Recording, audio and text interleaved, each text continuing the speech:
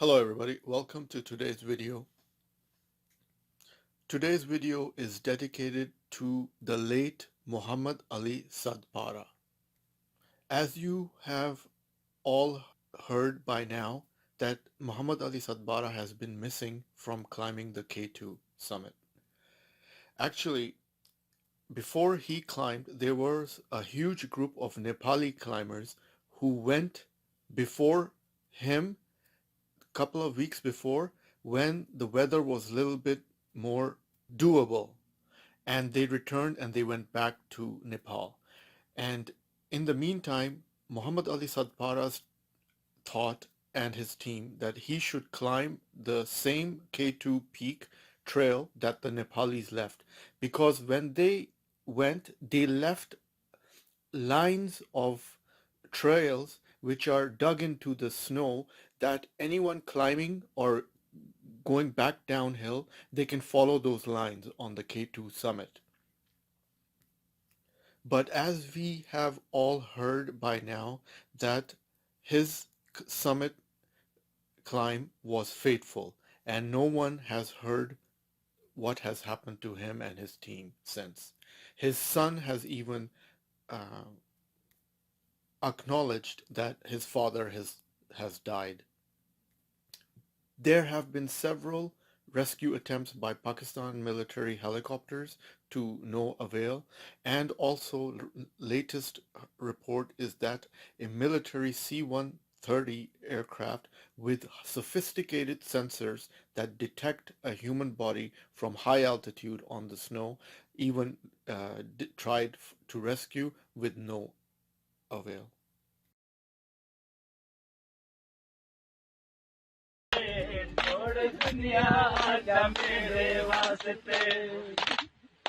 हमको घायल कर गया तेरा सितम चले आओ पहाड़ों क्लाइंबिंग की दुनिया में जब हम माउंटेन में होते हैं बिलखुसूस विंटर्स में ना तो ऐसी कोई जगह मिलती है ना समझो हम समझते हैं कि F6 में जगह मिल गई जी. There is a very popular saying among K2 climbers, such as Sher Khan, gravely summed it up. On K2, when they are missing, they are dead, resembling on the dangerous climb of the K2. Now, if anybody compares Mount Everest to K2, the Mount Everest summit is a little bit tilted, where the K2 summit is very steep. So K2 is much more dangerous than Mount Everest. Now, why is it called K2? First surveyed as part of the British Survey of India back in 1856, it was named K2 as it found in the Karakoram range to the northeast of Himalayas on the Pakistan-China border. During the original survey, they gave all the mountains K and a number. So it was K1, K2, K3, K4. But then as time passed by, they stuck with the K2 name of this mountain. Why is it called the Savage Mountain?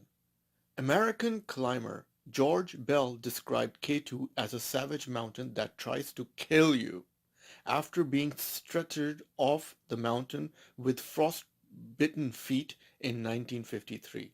So this guy, George Bell, did an attempt on K2, but then he had to be rescued, and his feet were frostbitten totally in 1953. A towering pyramid of rock and ice. The steepness of K2, that's what this mountain is about. It's very steep. Of its slopes are daunting for the most experienced climbers. More than 70 people have died climbing the peak, a good many of them at the bottleneck, where a wrong step can send a man hurtling off the south face where their body unlikely to be recovered. It is so deadly because of the combination of elements. It is about 800 feet lower than Mount Everest, but the topography is much tougher. So the steeps and the rocks and the and the slanting of the peak is so high compared to Mount Everest that a wrong step anywhere can just, you'll fall very long and hard onto your death. Climbing Everest, you have stretches that are steep, then it flattens off. Very little of K2 ever flattens off. So K2 is not like that. K2 is just steep hills. There's a shoulder at about 24,000 feet when it flattens off briefly, but that's about the only respite. That's the only safe ground. It is also avalanche and rock fall prone. It's within the death zone defined as above 25,000 feet, where the pressure of oxygen is insufficient to sustain human life, and the weather is terrible and unpredictable. Why is it so difficult to summit in winter? Well, the K2 has long been considered too tough even to consider in winter. In fact, winter ascent has only been attempted 5 times prior to this year. So nobody in the history of mankind attempted to climb K2 during winter season. It is so dangerous. Only 5 times it has been attempted. The cold presents one of the most dangerous challenges, with temperatures dropping to minus 65 degrees centigrade on the mountain. In such conditions, even the most littlest mistake can have catastrophic consequences. It's like you are on the tip of another planet at minus 65 degrees. A dropped glove can lead to frostbite in minutes in your hand, or even just touching bare skin to an ice axe for a moment can rip off a layer of the skin. Now that is dangerous. These or any one of number of mishaps could force a climber to abandon the mountain. But the wind is the real killer. As one of the major differences between winter and summer seasons, in winter the Karakoram range, where K2 is located, experiences a stronger jet stream than the Himalayas. So K2 has a higher wind pressure than the Mount Everest region. Gusts can reach hurricane force and pluck climbers off the side of the mountain in an instant. This partly explains why 8,000ers in Nepal, including Everest, were the first mountains to be summited in winter, while it would be more than 20 years before the 8,000ers in the Karakoram were sought out as winter objectives. What is the mountain's dreaded bottleneck? The bottleneck is a location along the southeast spur known as the Abruzzi spur of the mountain. It is narrow, which is overhung by seracs from the ice field east of the summit. The collier is located only 1,300 feet below the summit. The climbers have to traverse about 330 feet exposed to the seracs to pass it. Due to the height of the 26,900 feet and the steepness of 50 to 60 degrees of the hill, this stretch is the most dangerous part of the route. It is estimated that 13 out of 14 fatalities on K2 have occurred at or near the bottleneck. One more thing to add in the content of today's topic is a lot of people in Pakistan are saying, why did this man climb such a mountain in such dangerous conditions?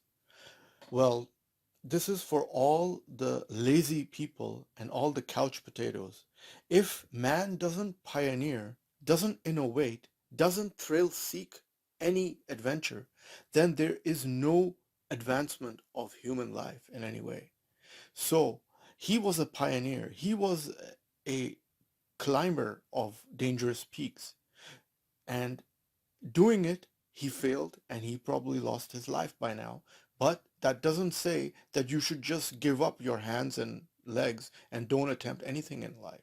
And this is the philosophy of people who advance in their life versus those people who do not advance and fail without even trying.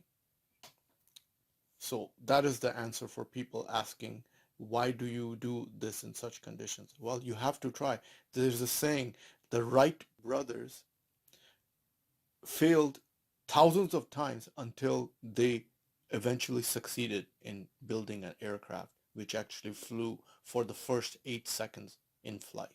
And that is what's the difference between failure and success. Well, I hope you got a briefing of the K2 mountain, which is a very dangerous mountain. And if you like today's video, click the hands icon.